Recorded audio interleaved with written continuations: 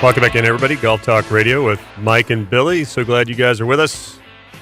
Our second segment here, we're going to have, Nicki Anderson in the studio and also Mr. Dave Shamandel. They're filling in for Mr. Billy Gibbs, who's on assignment. He'll be back next week. And those of you guys who are catching us on podcast because we were preempted by March Madness from Bakersfield, ESPN, welcome in. Glad you guys are with us. Golf Talk Radio with Mike and Billy is brought to you by the Paso Robles Golf Club, located in the heart of the Central Coast wine country. Paso Robles Golf Club is an 18-hole championship golf course, multi-million-dollar renovation to the course and to its facilities. Dinner served 5 nights a week, Monday through Friday. And we just started our music series on Wednesday nights, and that starts at 5:30. Visit PasoRoblesGolfClub.com to find out more information and who's playing next. So phone number for tee times there, 238-4722. So we'll jump in with Nicki here in the studio. We mentioned that coming out of the first break that, and I totally forgot about this, that it's been a year since you jumped back into like this is a real competitive tournament that you jumped into. And what was the title of that again? SCGA Senior Women's Championship. And you said it was at what course? Glendora Country Club. Glendora Country Club. Yeah. Cool. So had you played that course before? I have not. We could have gone down to do a practice run, but it was, almost a 4-hour drive down there. So I just didn't do that. So you really put yourself out there? Out there. a year of no competitive, well, I shouldn't say no, but on this level. Right. Like you and I texted back and forth and like who else was playing in this tournament? Just to kind of give an example. Well, it was actually a field of I think about 60, but half of it was a net field and half of it was a gross, and I played in the gross field. And when I got finally the list of the people that were playing, I was the second highest handicap. So there was one person with a handicap higher than mine. There was about 5 people with plus handicaps, and I'd say most of the rest of the people were under a 5, 2s, 3s. So it's quite an unbelievable field, probably the best field I've ever played in terms of, ability. So I looked at it as this is an opportunity to really see some good players, see how they play, and which was good because that kind of took a little expectation. That field almost sounds like it was stronger than the USGA senior. Well, a lot of the people there were actually people that have either won that event, the USGA National Senior Women's, or have been high up in the standings in finishing. So, it was a pretty amazing field, to tell you the truth. So how does that affect you when I know you scan, you scan the field. Yeah, I do. And does that help you? Or is that setting the table for your expectation? Is that in a way? What purpose does that serve to scan the field? Yeah, I always scan the field because I can set my expectations appropriately.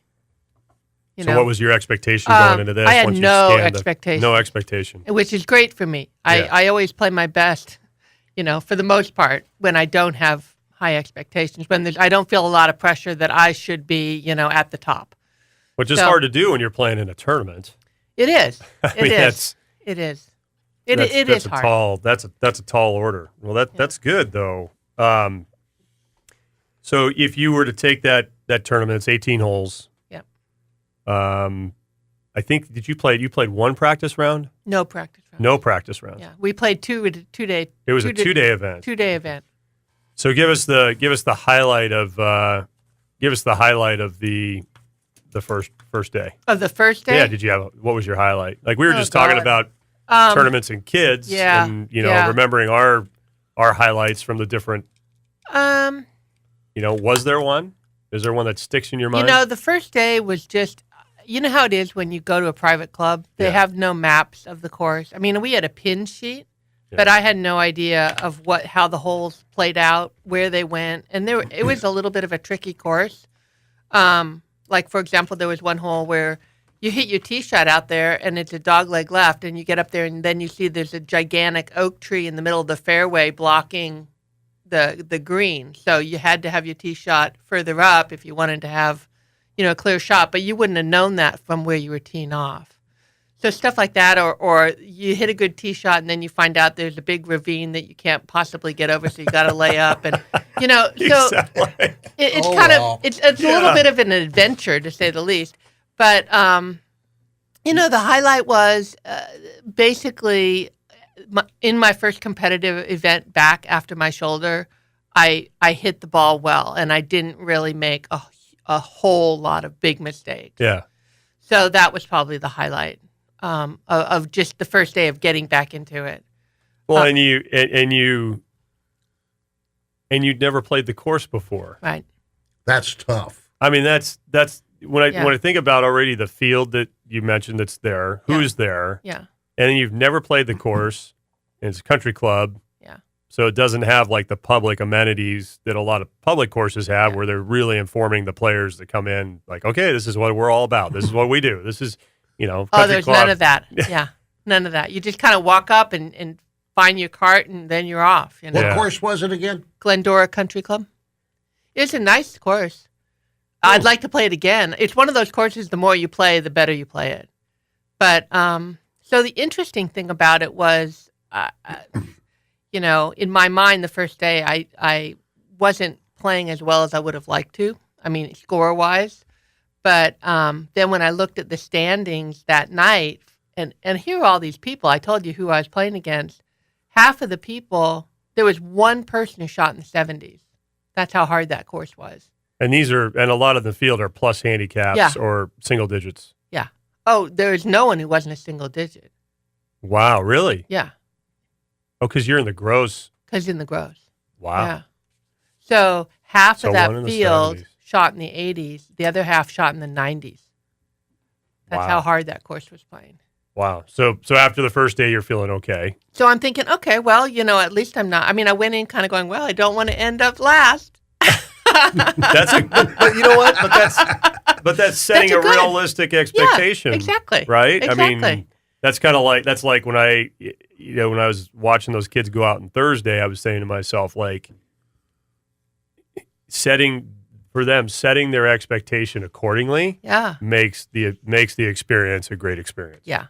And the other thing. If you set it as though, well, I'm playing regular golf on a day where there's 20 to 25 to 40 mile an hour winds and it's raining sideways, and it's like you're just going to be in for a miserable day. Right. And expectations are a killer. Yeah. People don't realize. I mean, I think it's funny when we were talking about when Ava asked us that question about mental golf. Yes. One of the things I never got a chance to really talk about, I think it's really, really important if people can do it, is if you can separate yourself from your golf game. Like, your golf game is truly not a reflection on you as a person. Like, you don't go out that's in this hard. tournament and feel like if I hit a bad shot, oh my gosh, people are watching me. I'm so bad. If you can separate those two, it's amazing how much more fun you can have, even in a competitive event. So would you say that's very, when we had Dr. Parrott on and he talked about the Tupperware that he gives his players before they go out. These are tour players. Uh-huh. He hands them a Tupperware bowl or container that's empty. Yeah. Open it up, put everything in there that's bothering you, because it has nothing to do with golf, and Right. it's not going to help you. Seal it up, put it in your locker. Right. I didn't hear that. That's Yeah. interesting. Isn't that cool? Yeah. Yeah. I think that's awesome. I Yeah. mean, I wish I would have thought of that. Now I can use it. Yeah. I'd need a big bucket. You need We'll bring you one of those gigantic trash things. there you go. 50-gallon garbage can, yeah. So the second day, tell us, you're going to the second day. The second day, I felt Are you? I didn't ask. I'm sorry. Are you? What's your position after day one? I was. Roughly, if you don't know. I exactly. was probably. You weren't last. No, I was like fifth from the last. So you're I'm okay. meeting your expectation. I'm okay. Yeah. Yeah. And I know I can do a lot better. That's the thing. That feels good. I knew I could play a lot better. So second day went out and actually did play better, which was nice, and got a birdie. That was great Nice. on a hole. So Same pairing of ladies, or did No, they pair different. by They paired by the group, which was actually good because we ended up going out, first, Yeah. and we moved. And the first day we waited and waited and waited, and people were calling for rulings and all this kind of stuff, So there was not the flow. So the second day was a much better flow going in. But one thing out of the first day that I came away from in terms of a really positive thing is when I looked back at my group, and one of the people in my group was a +2 handicap who was a great girl. I loved her. She was so nice. Reminds me of Leanne. This is on day one? On day one, yeah. But I look at that group and I went, oh my gosh, my short game is head and shoulders over these people. Huh. Head and shoulders. So what do you think made her a +2? Is it course management? She doesn't need a short game. I know. That's what I mean. That's a great observation. I'm just curious as to It's like Nicholas. Yeah. He didn't have that good of a short game. Yeah. Yeah, I think that's exactly it. I mean, like my issue right now is I've got my distances down, but I'm not online. I'll be just off, 15 yards one way or the other, whatever. But I can get up and down. Yeah. And or at least I can get close to doing that. But she said, I asked her, she goes, oh, well, I'm only that because that's my home course is much easier, and I usually play there, and I'm not a +2 here, and, So she was downplaying her abilities a little bit. But she could hit the ball, she could draw the ball, she could fade the ball, she could move the ball where she wanted it to go. And on a course like that, Yeah, it sounds like it was a little tricky. It was tricky. Layout. Yeah, it was a tricky little layout. Yeah. So, what's your highlight of you said birdie on the second day. What was the high? Any other highlights on the second day there? Or how about low lights? Did you ever hit a spot? The low light of the whole thing, and it's sad. It came on the 18th hole because I was actually playing first day really or well. second day? Second day. Oh, second that's day, last fun. hole. Then you got to drive home. Yeah. Yeah, and it was I would say one of the toughest hole because it was a dog leg kind of to the right up a hill. Kind of reminded me of Wellesley, that one. So it's going uphill, but it's going off to the right. And of course, all the fairways are really tight with trees. Yeah. And so you have to hit a fade, which is like, hey, I'm all in for that. That's your shot. Yeah, that's my shot. So the first day I had bogeyed it, and it was a really long hole, so I was good with that as a par 5. And so I get up there and I hit my drive, and it doesn't fade. And when does my drive not fade? When you're on a dog leg right? Seriously. Oh, my gosh. And there's out of bounds left. Exactly. Well, thank God it wasn't out of bounds, but it was, in the trees. And so I get up to it and I think, okay, well, I have an opening, but I have to get to the top of the hill, because if I don't get up to the top of the hill, I can't. It then goes down and around, and you cut off if you can't get to the other side, know. So I took my 3-wood, and I thought, I'm off the bark, in the trees. I think I can get through there. And I hit it, and I did get through, but I went off right from where I wanted it to go, and it goes right into this gigantic bush, hard, and I'm going, great.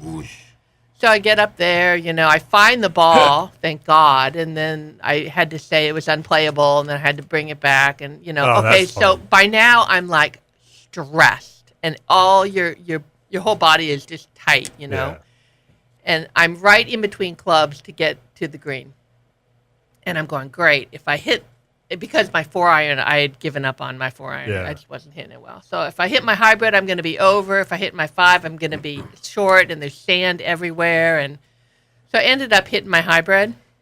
I hit it a little bit right, but not bad. I mean, like right near the green. I get up there. It is literally smack behind this big tree, which is completely blocking the green out. And you just kind of go, really? Seriously? And so then, this is what I was telling you. It's like those are the times where if you could just shake off the tension, but you get so tight. Yeah, that's hard. So out of this tournament in general, is there something you learned about yourself, or something that you feel really proud? My short game. I'm so proud of my short game, and my putting, except for a couple times, my putting was awesome, and that's all the work we put in. When my shoulder, I couldn't play golf. Yeah, that's cool. So it was really good. Awesome. Yeah. I'll tell you It what, was fun. for putting yourself in that position, like you play with people that have plus handicaps, single digits, never played the course before, not to mention the fact it's a 2-day event. Yeah. Yeah. Which doesn't make it any simpler. In some ways, I guess it could, but in other ways, it doesn't because you're anticipating the next day. It's good to hear you get in and you got some positive things to take out of it. So and I ended up 19th cool. out of 26. 2 people withdrew. Hey, not last place. Not I used last to love place. it when somebody would withdraw. Then I knew I couldn't come in last. That's awesome. That's funny. All right, we're going to Well, take then our 19th out of 28. we're going to take our break. We come back. We're going to have a live shot of the day from Mr. Darren Averett. Don't forget Golf Talk Radio with Mike and Billy's podcast is brought to you by healthiq.com. Use the code word Golf Talk when visiting healthiq.com. Thank you also to McPhee's Grill of Templeton, mcpheesgrill.com, 805-434-3204. We give away $25 gift cards on our weekly fantasy golf and on the show here at golftalkradio.com. We'll be right back. You're listening to Golf Talk Radio with Mike and Billy on the Golf Talk Radio Network.